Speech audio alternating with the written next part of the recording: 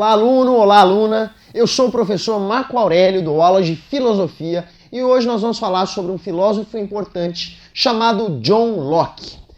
John Locke nasceu de 1632, faleceu em 1704 e foi um influente pensador inglês. Suas ideias enfraqueceram o absolutismo na Inglaterra. Ele combateu essa forma de governo. Ele pregava o seguinte, que todos os homens, ao nascer, possuem os chamados direitos naturais. E o que é isso, professor? É o direito à vida, é o direito que o homem tem desde o nascimento, à sua liberdade, é o direito à sua propriedade. Ele dizia o seguinte, que os homens criam um governo para quê? Para garantir a aplicação desses direitos. No entanto, se o governo não garante a aplicação desse direito, o homem ele pode depor esse governo. É legítima a deposição desse governo. Assim, ele criou a teoria do estado de natureza. O estado de natureza é uma utopia, é apenas uma teoria. É um pensamento, é quase um devaneio do John Locke. E o que ele dizia? Ele dizia o seguinte, o estado de natureza é uma perfeita liberdade, é a perfeita liberdade entre os homens. O que? Regido por uma lei natural, esta mesma lei aqui que garante vida, liberdade, propriedade para os seres humanos e que obriga a cada um.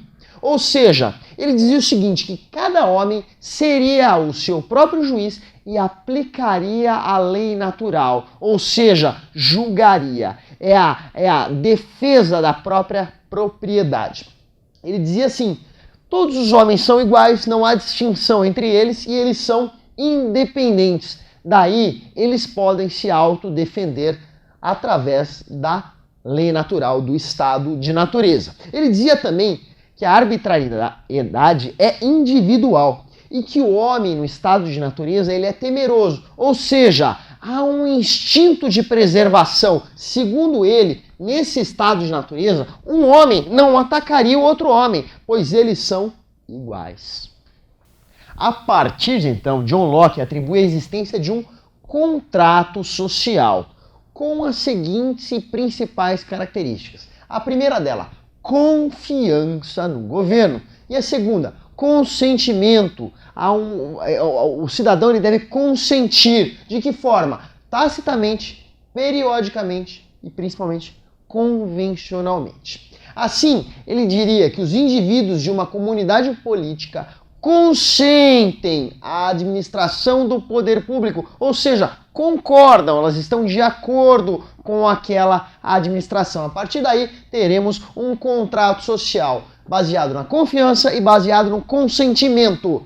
Assim, o governante retribui, garantindo os direitos individuais. Ou seja, ele traz segurança jurídica para o cidadão em troca dessa confiança e desse consentimento. Assim, ele combateu o absolutismo inglês, incluindo critérios de sua análise contratualista. E quais são esses critérios, professor? São 3.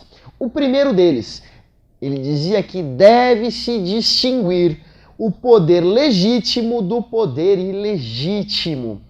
O segundo, deve-se definir as competências de maneira a limitar o poder político, ou seja, quais são as limitações daquele administrador.